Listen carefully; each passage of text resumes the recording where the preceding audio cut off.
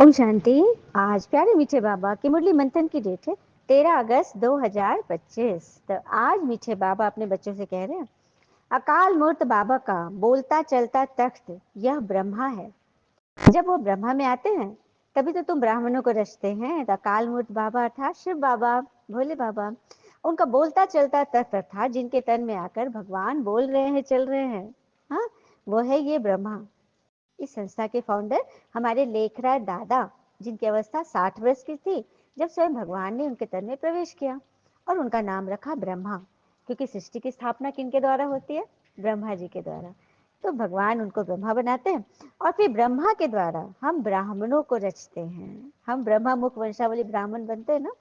ब्रह्मा के मुख से जो शिव का ज्ञान आता है, ये ज्ञान मुरली, यही तो है जादुई मुरली। हाँ, ये मुरली अमृत की धारा है, धारा जो देती दिलों को सहारा। मुरली अमृत की धारा है, धारा जो देती दुखों से किनारा। भूले जीवन में हो जाए शिव बाबा मुरली में समझाए, तुम्हें देवता बनना है प्यारा, देखो गलती न करना दोबारा। हो मुरली अमृत की धारा है, धारा जो देती दुखों से किनारा। तो देखा, यही तो है वो मुरली जिसके द्वारा भगवान हम बच्चों को ब्राह्मण बनाते हैं, अर्थात शुद्ध बनाते हैं, पावन बनाते हैं। प्रश्न है, अकलमंद बच्चे किस राज को समझकर ठीक रीति से समझा सकते हैं? तो जो अकलमंद बच्चे हैं किस राज को समझते हैं और ठीक रीति से समझा भी पाते हैं? उत्तर है, ब्रह्मा कौन है और वो ब्रह्मा से विष्णु कैसे बनते हैं। प्रजापिता ब्रह्मा यहाँ है, वह कोई देवता नहीं है। ब्रह्मा ने ब्राह्मणों द्वारा ज्ञान रचा है। यह राज अक्लमंद बच्चे ही समझ कर समझा सकते हैं। समझ में आया? ये ब्रह्मा कौन है? लेखराज दादा, जिनके तन में भगवान ने प्रवेश किया, उनका नाम ब्रह्मा रखा, और ब्रह्मा ही फिर विष्णु बनते हैं। विष्णु श्री कृष्ण के युवा रूप, जब उनका राज्याभिषेक होता है तो सत्य के नंबर 1 प्रिंस है कृष्ण जी, और कृष्ण जी का ये 84वां लास्ट जन्म है ये ब्रह्मा, आदि देव ब्रह्मा, प्रजापिता ब्रह्मा जो यही है, वो कोई देवता नहीं है, वो मनुष्य है। हाँ, उनके द्वारा ही भगवान ने ये ज्ञान यज्ञ रचा है। तो यह बात अकलमंद बच्चे ही समझा सकते हैं। देखिए, अकलमंद और हुनर पर एक सुंदर सी बात बोलना चाहूंगी। एक बार मधुमक्खी से किसी ने पूछा कि तुम इतनी मेहनत करती हो, शहद बनाते रहती हो, और तुम्हारा ये जो शहद है वो इंसान चुरा कर ले जाता है। तो मधुमक्खी पता है क्या बोली? बोली, इंसान चीज चुरा सकता है लेकिन मेरा हुनर नहीं चुरा सकता। तो सही बात है, कोई आपका कितना भी कॉपी करे, कितना भी बोल ले, कर ले, लेकिन आपके अंदर जो कला है, जो रूहानियत है, वो कहाँ से ला सकते हैं, है ना। इसीलिए घबराने की बात नहीं है, आगे बढ़ते चलिए और अच्छी रीति समझिए और समझाइए। गीत है ओम नमः शिवाय, अर्थात मैं आत्मा अपने परमात्मा शिव को नमस्कार करती हूँ। ओम शांति।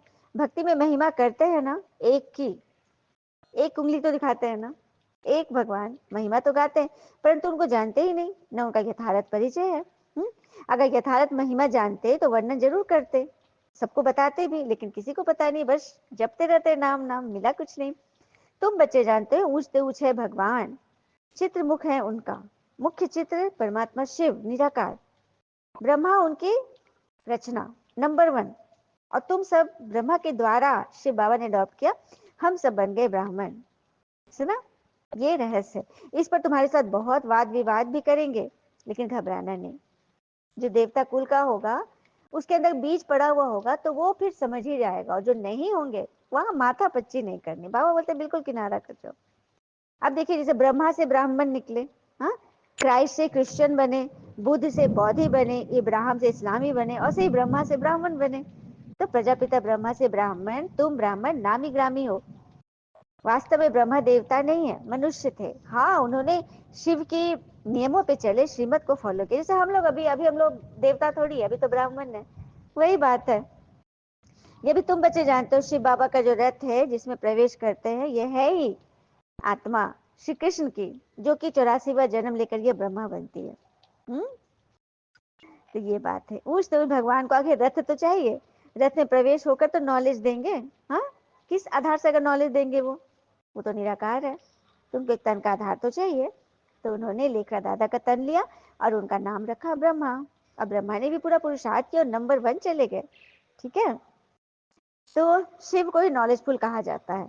रचना और रचता के आदि मध्य अंत की नॉलेज वही देते हैं। नॉलेजफुल का अर्थ कोई अंतर्यामी व जानी जाननहार नहीं है। अंतर्यामी जानी जार भगवान नहीं है। नॉलेजफुल सृष्टि चक्र का ज्ञान है। हर एक आत्मा के अंदर को जाने और उसको संभाल दे, बिना कर्म किए उसको फल दे दे, नहीं, ऐसी बात नहीं है। यह बातें बाबा कहते सिवाय तुम्हारे कोई नहीं जानता। हाँ, बहुत तो है जो थोड़ी सी बात में संशय होकर बाबा को ही छोड़ देते। तो पहली मुख्य बात है ही बाबा और वर्षा। हाँ, अच्छा, मैं जरूर किसी में तो आऊंगा ना, उनका नाम भी होना चाहिए। उनको आकर रचता हूँ।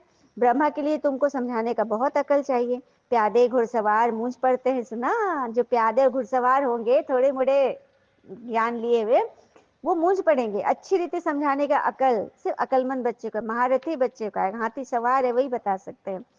और उनकी अवस्था बताएगी। देखिए, ज्ञान आप बहुत सुना रहे हो, बहुत कर रहे हो, अच्छा बोल लेते हो, लेकिन आपकी अवस्था क्या हमेशा अच्छी रहती है? क्या मन में कोई संकल्प विकल्प नहीं चलता? अवस्था अच्छी होनी है। अवस्था मतलब हर के प्रति जो बुरा भी है उसके लिए भी पॉजिटिव सोचो।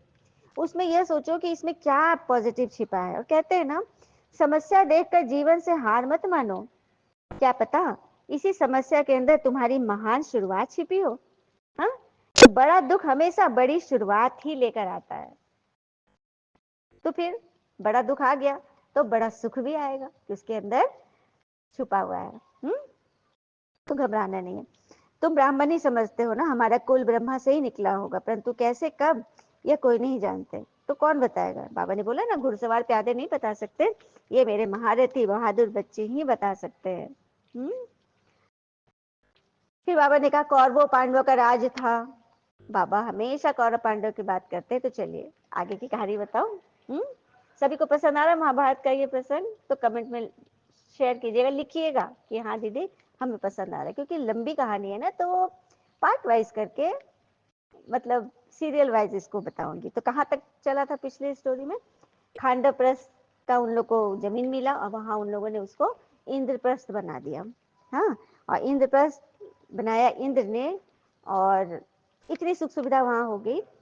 और एक बात और यहाँ पे ये है कि जब ये लोग वहां से चले थे, अलग राज्य जब हो गया, युधिष्ठिर को मिला, तो कुंती भी चलने लगी। तो शकुनी ने धृतराष्ट्र के साथ अपना प्रपंच चला और कह दिया कि नहीं, कुंती को मत भेजना, क्योंकि कुंती चली जाएगी तो ये लोग एकदम स्वतंत्र हो जाएंगे, फिर हस्तिनापुर कभी भी आक्रमण कर देंगे, यहाँ रहेगी तो वो लोग भय खाएंगे।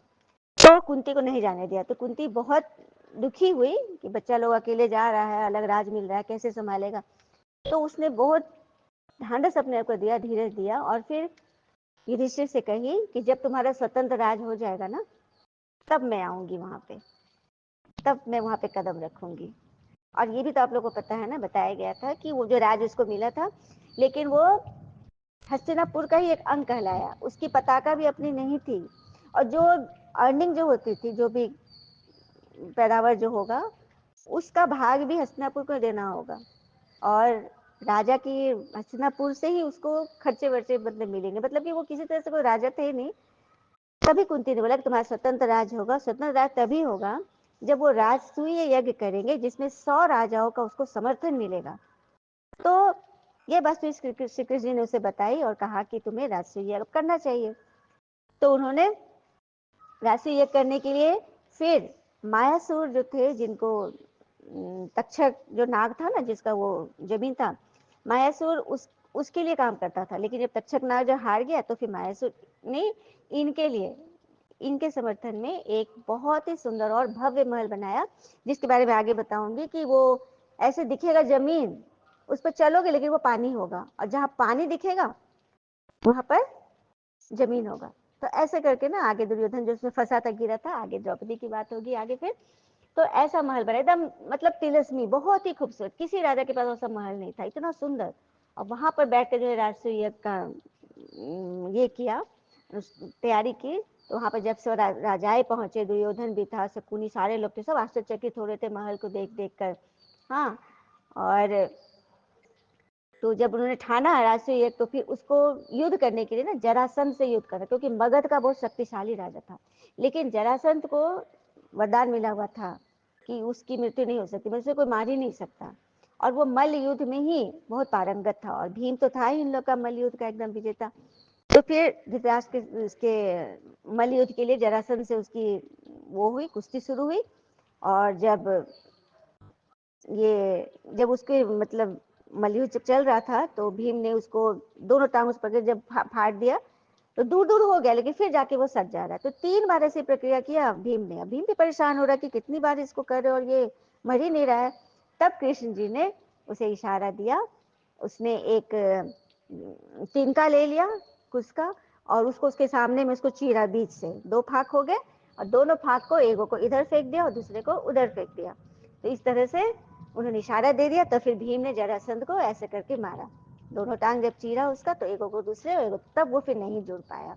तो इस तरह से देखिए, जो धर्म पथ पे चलते हैं उनकी उनकी मदद हमेशा ईश्वर करते हैं, और ईश्वर के नियमों पर, इशारे पर चलकर ही पांडव लोग इतने आगे बढ़े। और जरासंध को ये वरदान क्यों मिला था? क्योंकि उसके पिता थे बृहदर्थ, उनकी 2 रानियां थी, लेकिन 2 रानी को बच्चे नहीं होते थे। तो एक संत ने उन्हें एक फल दिया था, तो राजा ने आधा आधा करके दोनों रानियों को खिला दिया। तब दोनों रानी को जो बच्चा हुआ, तो दोनों आधा आधा पैदा लिए। तो राजा बड़ा दुखी हुआ, तो जरा नाम की एक राक्षसनी थी, जिसने अपने मंत्र से सिद्ध करके उन दोनों को मतलब जोड़ दिया। तो जरा नाम की राक्षसनी जो थी, उसने वो 2 फल को अपने मंत्र की सिद्धि से, जो 2 पार्ट का जो बच्चा पैदा लिया, उन दोनों को अपने मंत्र की सिद्धि से वो दोनों को जोड़ दिया। तभी उसका नाम पड़ा जरासंध, अर्थात जरा राक्षसनी, और संध अर्थात संधि, दोनों को मिला दिया। तो ये उसको वरदान था, जिसको श्री कृष्ण के इशारे से भीम ने तोड़ा, ताकि उसे राष्ट्रीय यज्ञ करने में कोई कठिनाई न हो। चलिए आगे की कहानी फिर से, ठीक है? आप लोग जरूर बताएंगे कि आप लोग को कैसा लग रहा है ये। इस प्रकार हम सब ने ये कहानी सुनी, तो शास्त्रों की बात है, और श्री कृष्ण फिर से नारायण बनते हैं। आगे ये सब बड़ी महीन बातें हैं, कम बुद्धि वाले तो धारण कर ही न सके। नंबरवार तो जाते हैं ना, तुम ट्रांसफर होते हो नंबरवार। देखिए, एक नंबर की क्यू में तो 1 नंबर तो जल्दी कोई आएगा नहीं, सभी नंबरवार होंगे, रैंकिंग होगी, कितनी बड़ी क्यू है ना। पिछाड़ी में जो होगी वो अपने अपने समय पर आएंगे, अपने अपने पद पाएंगे। इनको कहा ही जाता है कांटों का जंगल। यहाँ सब एक दो को दुख देते रहते हैं, और वहां तो नेचुरल सुख है, यहाँ है आर्टिफिशियल सुख। रियल सुख तो एक भगवान ही देने वाले हैं, बाकी तो यहाँ काग बिस्तर समान ही सुख मानते सन्यासी लोग, जो घर बार छोड़ देते हैं। कहते हैं कई बच्चे दुखी होकर बहुत रोते हैं, कहते हैं बाबा माया के तूफान बहुत आते हैं, माया उलझा देती है, दुख की फीलिंग बहुत आती है। सुखदाता बाबा के बच्चे बनकर भी अगर दुख की फीलिंग आती है, तो बाबा कहते हैं बच्चे ये तुम्हारा बड़ा कर्म भोग है, सुना, बहुत बड़ा कर्म भोग है, तो घबराना नहीं है। तुम्हारा किरदार इतना कमजोर नहीं है कि वफादार होने की तुम सफाई देते रहो। हाँ, अपने किरदार पर यकीन करो, तुम्हें जो खोएगा वो ढूंढता फिरेगा, ऐसा बनकर दिखाओ, ठीक है? इसलिए दुखी नहीं होना है, पुरुषार्थ करना चाहिए। हाँ, अगर योग बल नहीं होगा तो मोचरा खाकर मानी मिल जाए, कम पद मिल जाए, सजा खाकर कम पद मिले, तो ये अच्छी बात है क्या? अच्छे से पुरुषार्थ करो तो ट्रिब्यूनल बैठेगी। अभी तुम पुरुषार्थ करते हो, हम नई दुनिया में जाए, वहां जाकर नए नए महल बनाने पड़े, राजाओं के पास जन्म लेते हो ना। हाँ, बाबा कहते याद में रहने से तुम सेफ्टी में रहोगे, देहाभिमान आने से तुम बहुत धोखा खाते हो, विकर्म कर देते हो। काम महाशत्रु है, कामनाएं उसमें फेल हो पड़ते हैं। क्रोध आदि की बाबा इतनी इतनी बात नहीं करते। क्रोध पे एक बहुत सुंदर एक माता का अनुभव मैंने कहीं सुना था। उसको 3 बच्ची पहले से थी, और चौथा डिलीवरी होने वाला था। जब पति को लगा कि पता नहीं क्या होगा, तो पत्नी को पहले ही बोल दिया था चौथी बच्ची लेकर घर मत आना, ऐसा कर दिया, बोल दिया। एकदम डरी भी थी, और हॉस्पिटल भी कोई नहीं गया, तो अपने बच्ची लेकर घर पहुंची, तो पति दरवाजा, सब लोग मुंह पे दरवाजा बंद कर दिया, मतलब कि बहुत ही बुरी स्थिति हो गई इसके साथ। तो ये भी सोची, इस बच्ची के कारण मेरे घर के दरवाजे बंद हो गए, मैं क्या करूं। तो उस बच्ची को जब जाड़े की रात थी, नवंबर दिसंबर की रात थी, एकदम ठिठुरती ठंड में, उसने बच्ची को आंगन में ऐसी खुला वस्त्र विहीन एकदम ऐसे रख दिया कि किसी तो ठंड से ये मर जाए, आखिर मैं क्या ही करूं। तो उसने छोड़ दिया। सुबह जब उठी, जाके देखी बच्ची को, बच्ची हंस रही थी, बच्ची को कुछ भी नहीं हुआ, इतनी ठंड में, बारिश भी हो रही थी उस दिन। तब इसने सोचा, जब ये नादान सी अभी जन्मी हुई दूध मुई बच्ची इतने भीषण परीक्षाओं से, इतने ठंड ठिठुरते वाली जिसमें कितने कोई हड्डी तगलाने वाली ठंडी में, ये उसको लड़ करके बच रहे और भी हंस रही है, और मैं इनके तानों सुनकर, इनके सुनकर मैं घबरा रही हूँ, तो क्या मैं नहीं लड़ूंगी? मैं क्यों चुप रहूंगी? आखिर मैंने गलती क्या की है? तो उसको इतना दम आया, और फिर वो एकदम खुलेआम अपनी शर्तों पर वो जीती, और फिर सबको मानना पड़ा उसका लोहा। ये होता है, हम पहले अपने विचार से ही हार मान लेते हैं। अरे क्या होगा, कोई नहीं पूछेगा तो क्या करेंगे, बस फंस गए। अपने अपनी मदद खुद करनी है। इसलिए तो भगवान हमें ये मुरली देते हैं, ताकि इसको पढ़कर ये हमारे जीवन बनाने वाली जीवन दायिनी जो ज्ञान हमें मिल रहा है, इससे हमारे अंदर इतनी ऊर्जा आती है, इतनी शक्ति, इतनी युक्ति आती है कि बात मत पूछो। लेकिन दुनिया को तो भगवान को पता ही नहीं, तो फिर याद कैसे करेंगे? याद करना किसको कहा जाता है वो थोड़ी जानते हैं। कहते हैं कलयुग से हमें सत्युग में ले चलो, लेकिन कैसे ले चलो? हाँ, भगवान आए, बाबा कहते हैं तुम ऐसी कड़ी भूल करेंगे तो चकनाचूर हो जाएंगे। और गोरा बनने आए हो ना, तो फिर काला मुंह क्यों करते, क्यों विकार में जाते हो? बाबा गद्दी पर हो, बच्चा दास दासी बने, तो इसमें लज्जा की बात है ना? सही बात है, पिता राजा है, उसका बच्चा जाकर भिखारी बने, दास दासी बने, तो कैसा लगेगा? इसलिए बाबा कहते हैं अच्छी रीति पढ़ो। हाँ, याद नहीं करोगे तो और विकर्मी बनेंगे। तुम बच्चों पर बृहस्पति की दशा बैठ रही है, पहले राहु की दशा थी ना, छोटी छोटी बातें फंस जाना, रुठ जाना, मूंझ जाना। तो बृहस्पति की दशा से दशाएं तुम्हारे चक्र लगाती रहेगी, सारी दशाएं तुम्हारे फेवर, कहते हैं ना तुम्हारे सितारे बुलंदी पर है। अच्छा, मीठे मीठे बच्चों प्रति भगवान की नमस्ते, हम बच्चों के भी प्यारे बाबा को नमस्ते। धारणा के लिए मुख्य सार, पहले पॉइंट, इस ड्रामा की हर सीन को साक्षी होकर देखना है, एक बाबा की याद में मस्त रहना है। एक सुंदर सी बात, हिस्ट्री की बात और याद आ गई। वो कह रहे थे एक बार दरबार में कि राजा की समृद्धि प्रजा के सुख में है, प्रजा के सुख में, न कि खजाने की समृद्धि में। मतलब राजा की समृद्धि नहीं, राजा की क्या कहेंगे, महानता, राजा की महानता प्रजा के सुख में है, न कि खजाने की समृद्धि में। सुना? एक बाबा की याद में मस्त रहना है, याद की यात्रा में कभी उमंग कम न। दूसरी पॉइंट है, पढ़ाई में कभी गफलत नहीं करना है, अपनी ऊंची तकदीर बनाने के लिए पवित्र जरूर बनना है, हार खाकर जन्म जन्मांतर के लिए पथभ्रष्ट नहीं करना है। वरदान है, सच्ची सेवा द्वारा अविनाशी अलौकिक खुशी के सागर में लहराने वाले खुश नसीब आत्मा भव। सच्ची सेवा द्वारा अविनाशी अलौकिक खुशी के सागर में लहराने वाली खुश नसीब आत्मा बनते। जो बच्चे सेवाओं में बाप दादा और निमित्त बड़ों के स्नेह की दुआएं प्राप्त करते हैं, उन्हें अंदर से अलौकिक आत्मिक खुशी का अनुभव होता है। वे सेवाओं द्वारा आंतरिक खुशी, रूहानी मौज, बेहद की प्राप्ति का अनुभव करते हुए सदा खुशी के सागर में लहराते रहते हैं। सच्ची सेवा सर्व का स्नेह, सर्व द्वारा विनाशी सम्मान और खुशी की दुआएं प्राप्त होने की खुश नसीबी के श्रेष्ठ भाग्य का अनुभव कराती है। जो सदा खुश है वही खुश नसीब है। सुना? और कहते हैं ना, आकाश की ओर थूकने वाले का मुख स्वयं गंदगी से भर जाता है, उसे क्षमा नहीं दंड दिया जाता है। ठीक है, तो खुशी के साथ सदा लहराइए, और दंड आप नहीं दोगे, उसे प्रकृति देगी, क्योंकि वह उल्टे कर्म किया उसने। आप खुश रहो, आपका काम भगवान करेगा। स्लोगन है, सदा हर्षित व आकर्षण मूर्त बनने के लिए संतुष्ट मनी बनो। सदा हर्षित व आकर्षण मूर्त बनना है तो संतुष्ट मनी बनो। अच्छा, ओम शांति। शुक्रिया बाबा, शुक्रिया बाबा के प्यारे प्यारे बच्चे। और कहते हैं ना, जिसे अपने क्रोध पर अंकुश नहीं होता, उसे कोई और पराजित करे न करे, किंतु प्रकृति उसे जरूर पराजित कर देगी। क्रोध से वाणी की नहीं होती है, क्रोध मन के व्यर्थ प्रश्न भी होते हैं, हलचल भी होता है।